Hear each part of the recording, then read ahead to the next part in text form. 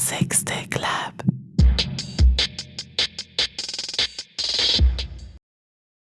Je suis le Dr Weinberg, sexologue, universitaire, en tout cas fasciné, je peux parler de mon expérience, fasciné par le dynamisme de ces équipes, un peu déçu, un peu triste, mais de nous, les anciens, déçu de n'avoir pas compris qu'il y avait un rendez-vous à prendre et que vous m'avez permis de prendre finalement.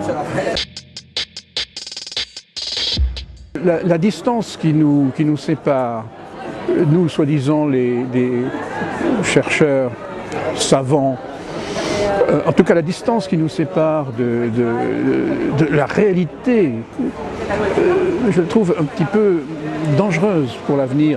Si nous restons fixés, bardés de convictions à notre âge, dans notre génération, et que nous ne tenons pas compte de la lame de fond que vous représentez, que vous illustrez, c'est-à-dire vraiment l'informatique aujourd'hui qui change totalement le contexte d'une société, d'une civilisation, effectivement, on aura notre place au Père-Lachaise, mais on n'aura rien fait.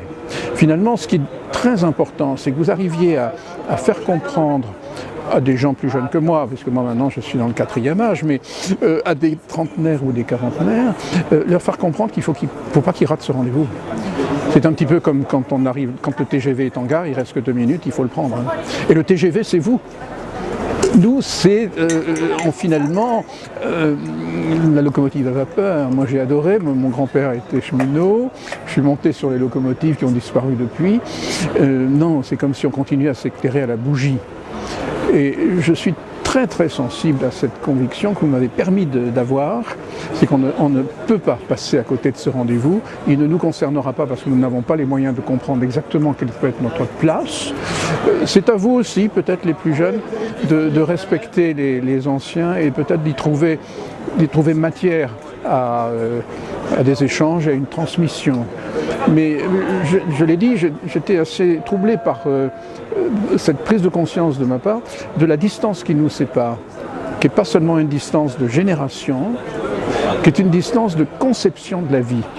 Et ça, c'est extrêmement embêtant parce que pour ceux qui sont un peu plus jeunes que moi et qui continuent à exercer des métiers de conseil, précisément, des métiers qui sont centrés sur le bonheur, qui sont sur la sexualité, il faut qu'ils comprennent que les conditions ont changé.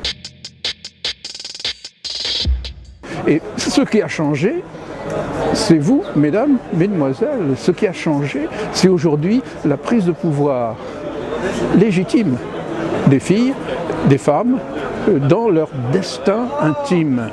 Et ça veut dire qu'il faut aussi que les hommes l'entendent. Et ça, c'est quand même pas si simple. Alors, c'est notre travail au quotidien, en sexologie, bien sûr, clinique, mais on n'a pas suffisamment, je crois, pris la mesure de ces changements. En tout cas, merci de m'avoir permis de réfléchir à tout ça.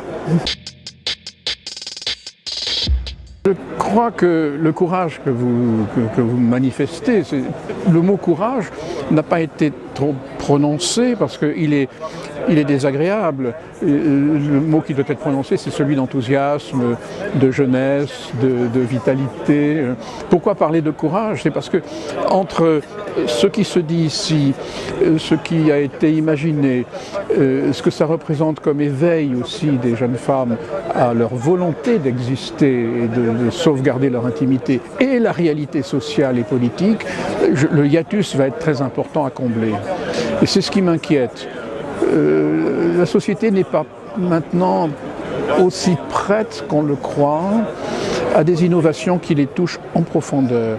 Le sens religieux, la volonté de cadrer l'intimité, de la normer, sont de plus en plus présents. Donc des innovations, certes, mais il va falloir les nuancer, il va falloir être politique finalement pour pouvoir les faire passer en dehors de vos cercles habituels.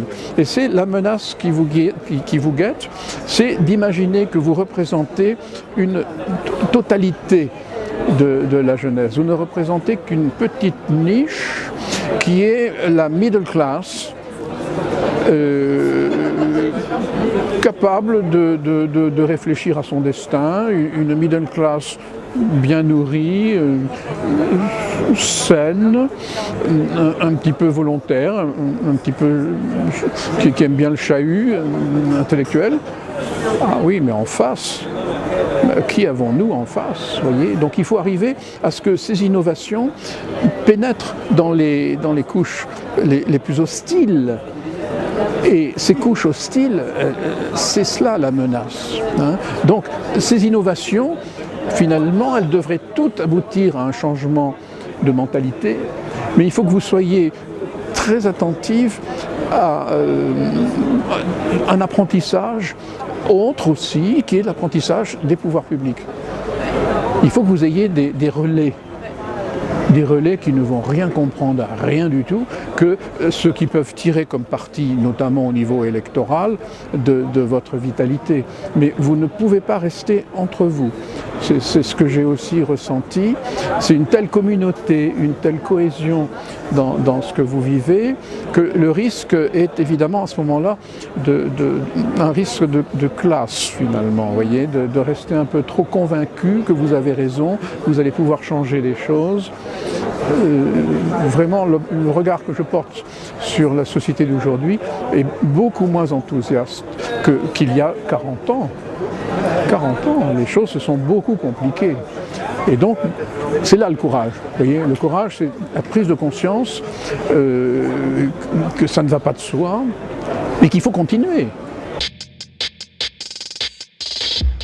Le modèle, le business model. Mais moi, je vous parle du politique model. Ouais, vous devez absolument, désormais, quand vous avez un projet qui vous est soumis, absolument interroger les gens sur la manière dont ils vont politiquement le vendre. Je ne l'ai pas entendu une seule fois. Comme s'il y avait ici une sorte de situation privilégiée, on est à l'abri du monde extérieur, il n'y a pas d'immigrés, il n'y a pas d'islamistes ici, on n'a pas sauté sur une bombe, on n'est pas menacé, il n'y a pas de bus de CRS qui nous interdisent de parler du sexe. Ça n'est qu'une apparence. Il faut aller au ministère, il faut être connu des instances politiques. Là, ça prend déjà une autre tournure.